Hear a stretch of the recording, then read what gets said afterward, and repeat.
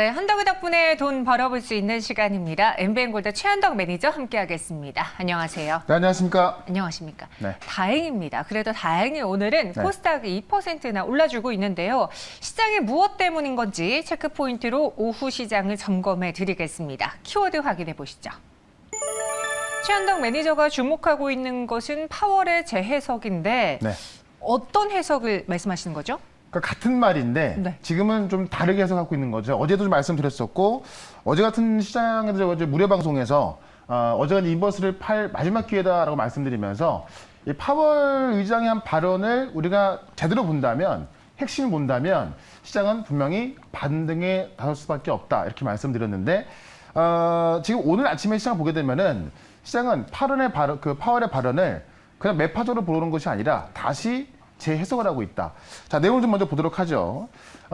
우리가 지난 주말에 잭슨홀 미팅에서 파월의 발언을 보게 되면은 매파적인 발언이 나왔기 때문에 깜짝 놀랐던 건데 그 당시에는 사실 이 매파적인 발언이 안 나오지 않을까라는 기대감이 있던 건데 매파적인 발언이 나왔던 거고요.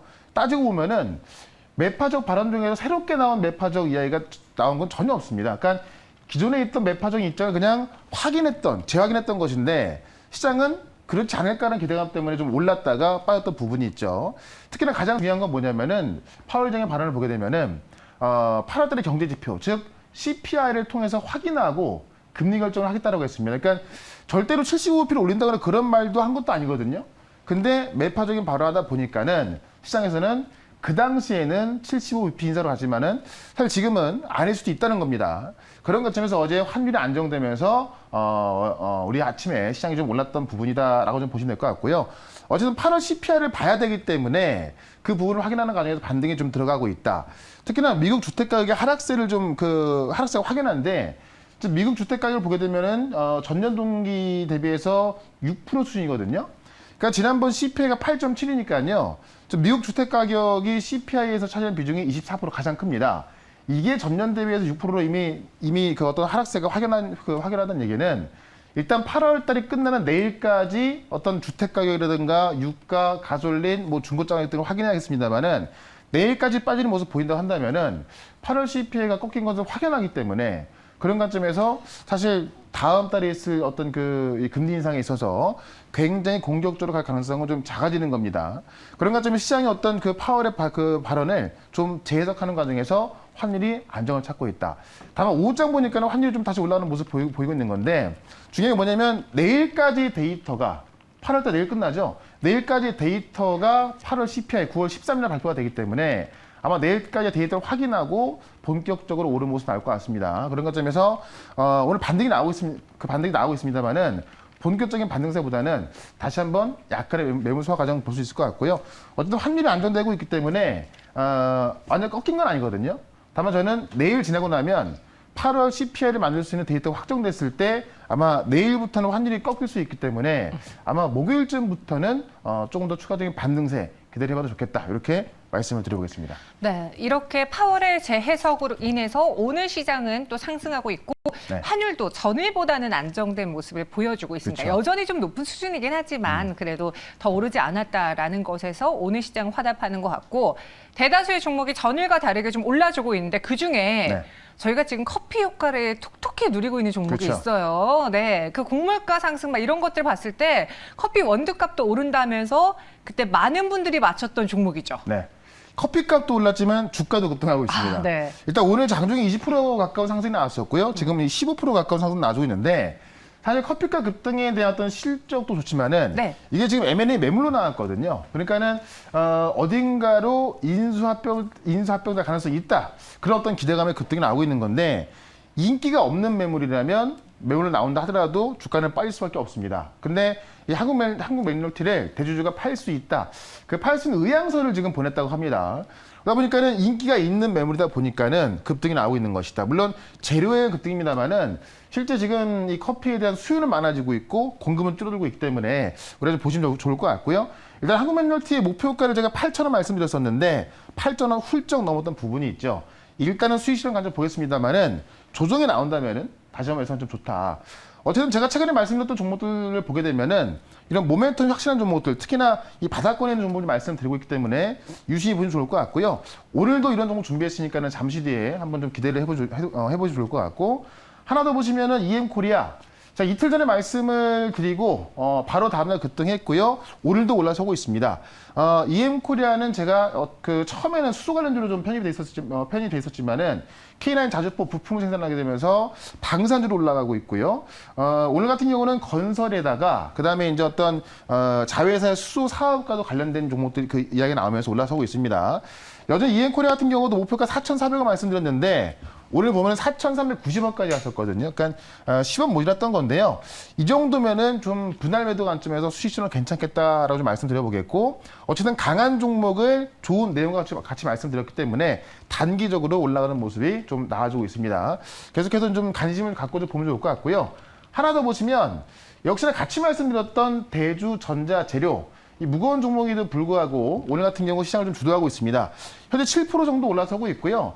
결국 이 인플레 감축법, 이 IRA가 국내 2차 전지에 대한 어떤 수혜를 받을 수 있냐 없냐가 좀 많이 관건이 되고 있는 건데, 지금 대주전자재료 같은 경우는 이 실리콘 응급을 만들고 있기 때문에 이 흑연이 중국에 많이 의존하고 있거든요. 근데 흑연을 대체할 수 있는 성능이 훨씬 좋은 이 실리콘 계열의 응급제를 만드는 이 대주전자재료가 오히려 지금 어떤 중국산 소재가 지금 거의 뭐 90% 이상 뭐 그런 어떤 그 장을 하고 있는 시장에서 오히려 이 대주전자가 더 수혜가 될 수 있다는 겁니다.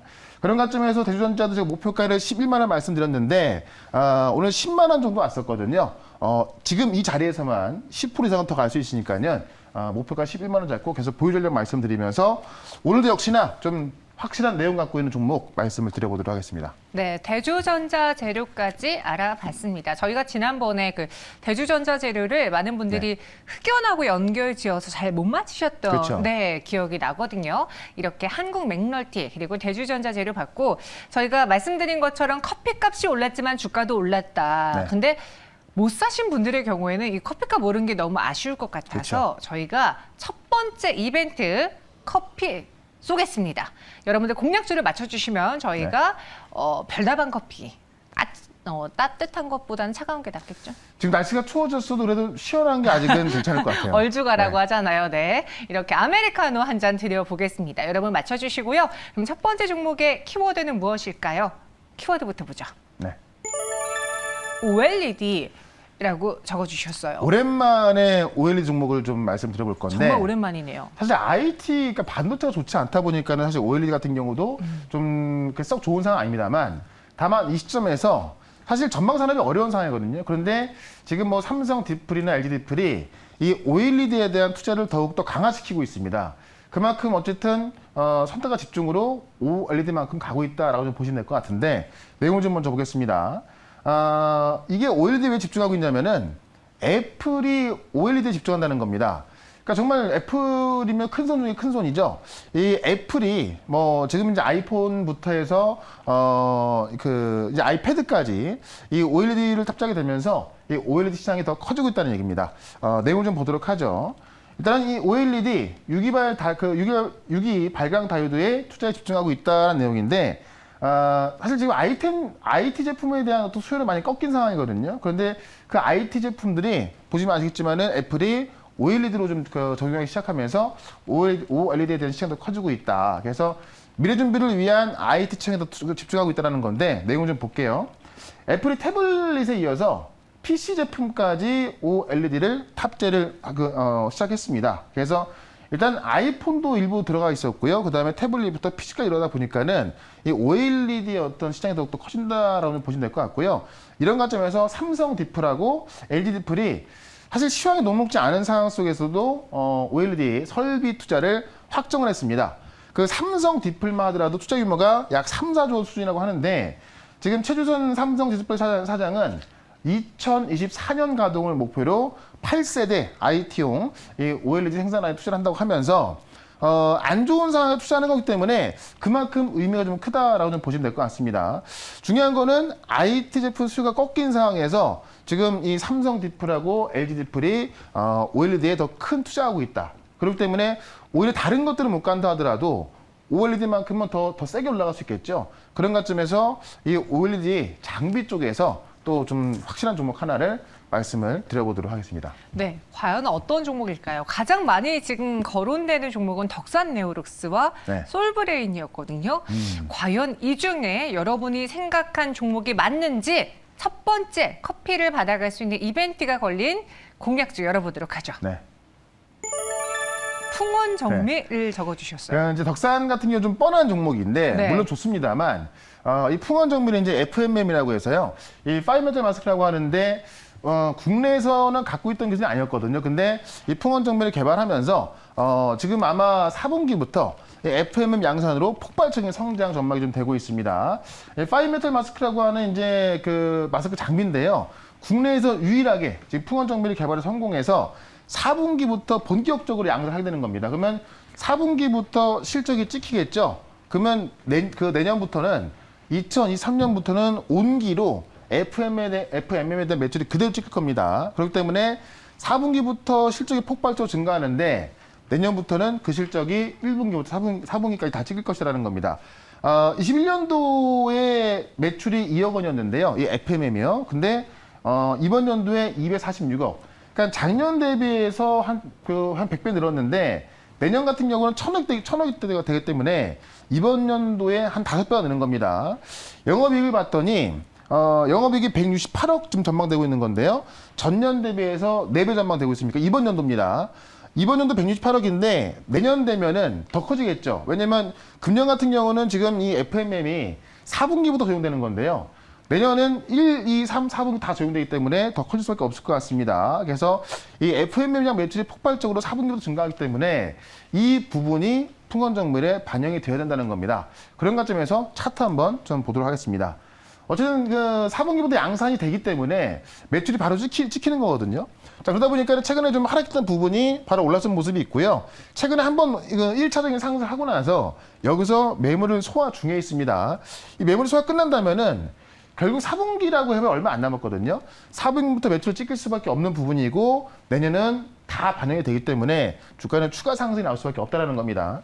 그런 관점에서 목표가를 일단은 25,000원까지만 말씀을 좀 드려보고요. 손절가는 17,000원으로 대응을 해보도록 하겠습니다. 네, 바로 풍원 정밀이었습니다. 목표 주가는 2만 원까지, 손절가는 17,000원 제시해 드렸습니다. 네.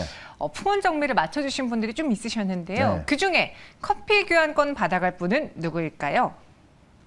최장현 님이 당첨되셨습니다. 네. 가장 먼저 올려주셨어요. 실명이네요. 그런 건가요? 어쨌든 뭐 맛있게 드시기 바랍니다. 네, 맛있게 들으시고요. 풍원 정밀도 한번 눈여겨보시기 바라겠습니다. 여러분들의 많은 참여가 필요하고요. 두 번째 종목은 또 무엇일지 키워드부터 보도록 하죠. 네. 이번에는 네옴시티. 앞서 뭐 확실한 재료가 있는 종목이라고 했잖아요. 네. 그 확실한 재료가 이 네옴시티인가요? 예, 이제 요거는 좀 네옴시티라는 확실한 재료가 있기 때문에 네. 좀 가볍게 올라갈 종목이다. 좀 이렇게 보시면 될 것 같은데 네옴시티가 무려 1,300조짜리 프로젝트거든요. 근데 이게 사실 진짜 우리가 얼마나 수주를 따낼지 모르겠습니다만은 이에 대한 어떤 그 설명회를 우리 정부에서 직접 나서서 하고 있기 때문에 꽤 가능성이 있다. 그러니까 정부 차원에서 기업과 같이 민간이 움직이는 거기 때문에 우리가 수주할 가능성이 꽤 크다라고 좀 보시면 될 것 같습니다. 자, 내용을 좀 먼저 보겠습니다. 2022 글로벌 인프라 협력 컨퍼런스 이게 이제 3년 만에 이제 오프라인에 열리는 건데요. 여기 이제 국토교통부가 주최하고 그다음에 해외 건설협회가 주관하는 2022 글로벌 인프라 협력 컨퍼런스입니다. 정부가 이제 그 각 나라의 발주처, 뭐 사우디면 사우디, 이집트면 이집트, 각 나라의 발주처를 대표하는 그런 핵심 인사를 초청을 해가지고요. 그 프로젝트에 대한 어떤 정보를 공유해서 수주 가능성을 높이는 겁니다. 1대1 미팅도 성사를 시켜서 국내 기업이 실질적으로 수주를 할 수 있게끔 많은 도움을 주는 건데 이게 오늘부터 이틀간 열립니다. 여기 지금 네옴시티 그 총괄 투자 책임자까지 오기 때문에 그만큼 네옴시티에 대한 관심이 더 커지고 있다는 겁니다.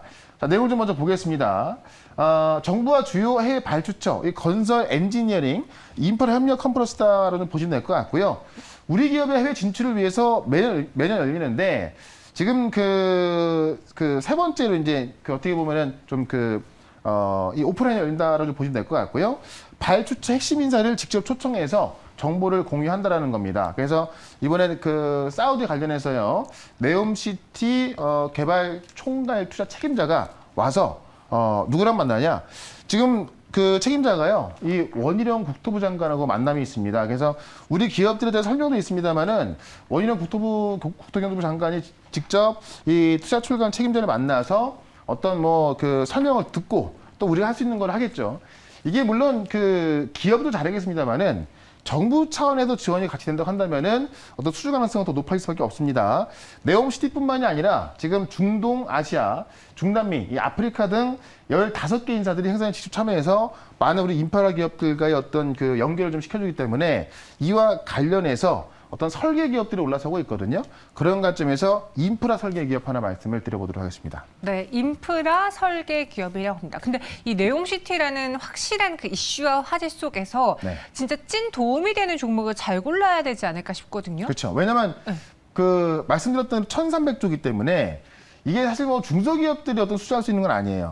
다만 뭐 삼성물산, 현대건설 다 준비하고 있는 거고요. 네. 그런 대기업들 수주했을 때 이제 어떤 그 주요 또 발주처가 나오는 거죠. 그런 관점에서 보시면 될 것 같습니다. 알겠습니다. 과연 어떤 기업이 이와 연관되어 있을까요? 저희는 두 번째 종목으로 이 종목을 공략해 보겠습니다. 네. 두 번째 종목은요, 히림이네요. 네. 설계 기업인데 네. 일단은 공항 건설에 있어서 지금 세계 2등 기업입니다. 오. 그러니까 사실 그 힘이라는 종목이 설계 기업이라서 네. 시가총액은 그렇게 크진 않습니다만은 이런 어떤 그 도시 인프라를 구성할 때 가장 수혜를 볼 수 있는 종목이다. 글로벌 건축 설계 및 건설 사업 관리 감리하는 기업이다. 그러니까 건축 설계를 하면서요, 이 CM이라고 하는 건설 사업과 관리까지 하는 기업은 국내에서 유일하다라고 보시면 될 것 같고요. 이 동시하는 기업이 국내에서 유일한 것이고 글로벌 공항 설계 2등 기업이다.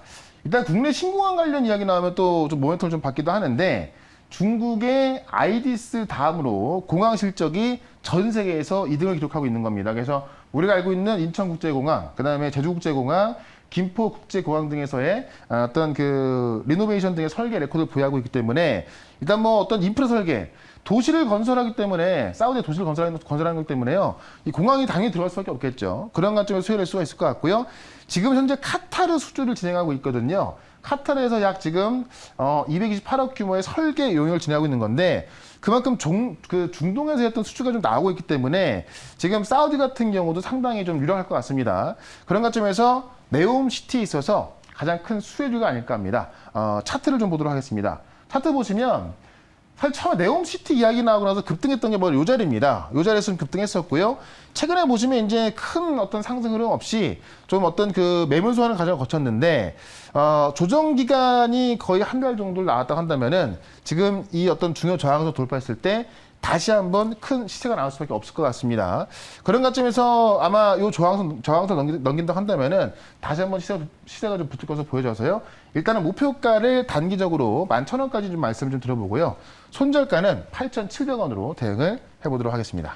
네, 두 번째 종목은 히림이었습니다. 목표 주가는 11,000원 제시해드렸고요. 손절가는 8,700원 이야기해드렸습니다.